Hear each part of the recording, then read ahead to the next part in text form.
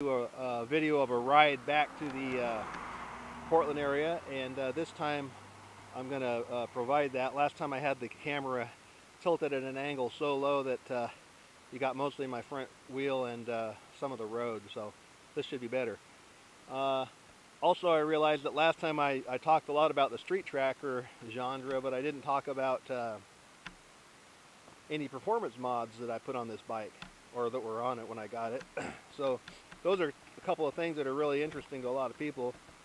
The street tractor genre, you probably know, is a result of flat track racers back in the 60s and 70s who desperately missed their bikes once they retired or got out of racing.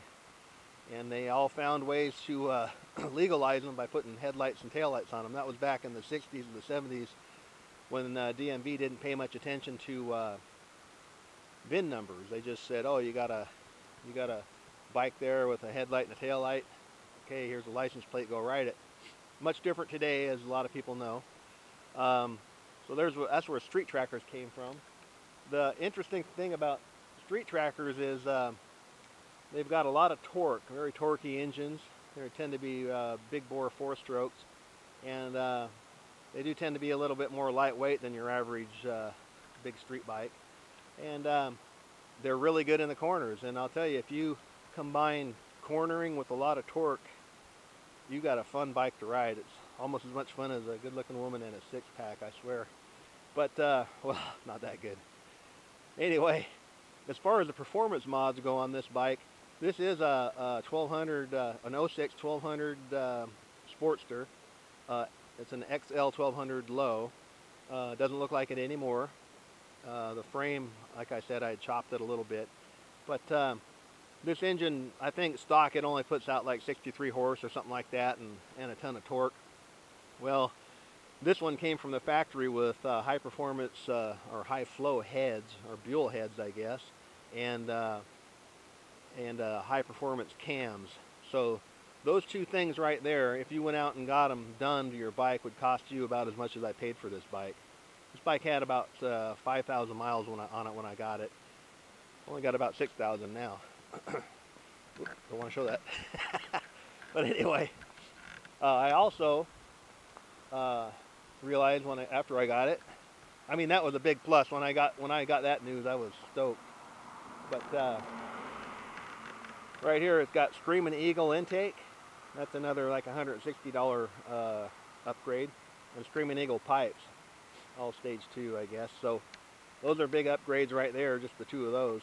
Give it a lot more power, a lot more free flow to the engine. And then just recently, as of yesterday, I stuck on it. I don't know if you can see it, but it's a Mikuni flat side HSR 42 carburetor. And that's a big upgrade for a Sportster. Most Buells out there have those on them. It's a big upgrade for a Buell too. You know, I haven't seen any videos that really discuss the performance changes on a Sportster for the Mikuni carburetor, but I'll tell you, I had about 5 or 6 instances just on the way out here today where I thought I was in a higher gear than I was. It added so much free flow through the engine that it seems like the compression braking is a little bit less too. But as far as the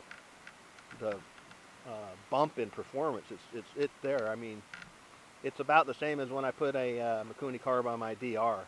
I got one of those pumper slide carbs for my DR, and it made a big difference. I would probably guess that it, excuse me, it probably added about 8 to 10% more power, if somewhere in that range, maybe 5 to 8% more power. I know the pipes and the Screaming Eagle add to it, you know. So overall, this bike, compared to a stock 1200 low, has probably got about 30 or 40% more power, maybe more.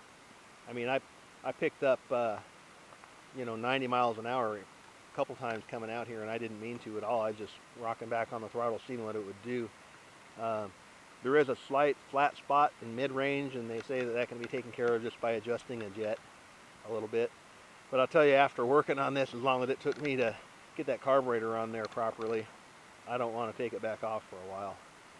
I bought the Easy Kit, and I'll tell you, it says it custom fits Sportsters 06 through whatever. Well, there's nothing easy about it. It didn't fit, and it took me a bunch of modifications and fabrication and all of that. So anyway, so that's it for the performance mods on this bike. Carburetor, pipes, cams, heads, and now Mikuni carburetor. It handles well enough as it is, being the beast that it is. I noticed with a full tank of fuel it doesn't handle as well as it does with about a half a tank. That makes sense. But I got to tell you, it's got stock shocks on the back. Those have got to go. My birthday's coming up, by the way. And same with the front shocks. They're pretty marginal at best. So anyway, second part of this video, don't stop watching, is my ride back. Probably about 10 minutes worth of corners and stuff, so stick with me. Here we go. Oh, by the way, I'm out here, different place today in Oregon. There's another beautiful river down here. Again, if you're watching this from New York or any of those places, stay there. Don't come out here. Welcome to Oregon, and I'll go home. Alright, here we go. And just for the record, I promise I will not exceed 60 miles an hour on this video. And that's the number. I'm going to keep it below 60. So you speed freaks, you can just go away now.